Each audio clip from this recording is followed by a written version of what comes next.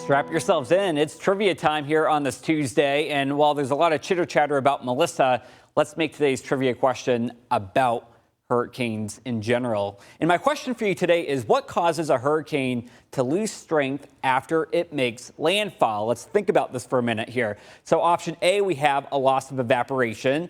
B, increased friction from the land. C, too much wildlife on the land. And then option D would be that the land is cooler than the sea. So take a couple seconds and think about it. And today may be a little bit of a trick question because there's actually two correct answers here. And it's actually the combination of both A and B. So as you leave the sea, go onto the land is less warm, humid air because obviously the ocean has a lot more energy than the land. But then B, the land also has trees, it's got buildings, it's got vegetation, and that hilly topography can weaken the circulation around a hurricane. So if you chose A and B, you were correct for today's question. Man, you know, when you're looking at a massive storm like this, it really puts life in perspective. We do not have problems here in America compared to what they are dealing with on the island of Jamaica. Look at this right here, a major Category 4 storm right now. And to make matters worse, now it's projected to get very close to the island of Bermuda as a Category 2 hurricane, possibly by Friday. So that would be Halloween. So again, all eyes will be focused on that. Here at home, we are looking at a coastal flood watch, not for today. That would actually be for tomorrow night going into Thursday.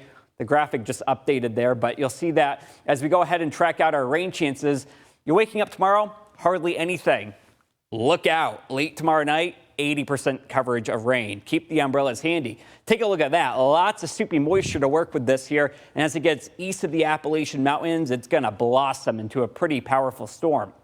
We're going to get right through Wednesday and go towards Thursday in the morning. Why am I skipping tomorrow? Not a lot happens as we head into Wednesday, but by Thursday, we've got lots of moisture moving in. These darker yellows and oranges on the map represent the heaviest rainfall. Down to the eastern shore, you can see that rain pushing up to the north. And then as we head towards lunchtime, a lot of the rain exits, but even as late as 2 o'clock, we still have some leftover showers. Now, I do want to talk a little bit about how much rainfall you can expect. Generally speaking, the consensus is 1 to 2 inches easily, but as you head north and west towards Thurmont and Frederick, some of you could be topping 2 inches. The other component, the wind. We have an east wind here on Wednesday, winds as high as 40, possibly closing in on near 50 miles per hour. And then as we head towards Friday, now we got a strong west wind with winds as high as 35 to 40 miles per hour. So I know that was a lot of information to digest, but it's all very important. Friday's Halloween, prepare for the wind. It is dry for trick-or-treating. And then don't forget daylight saving time this weekend.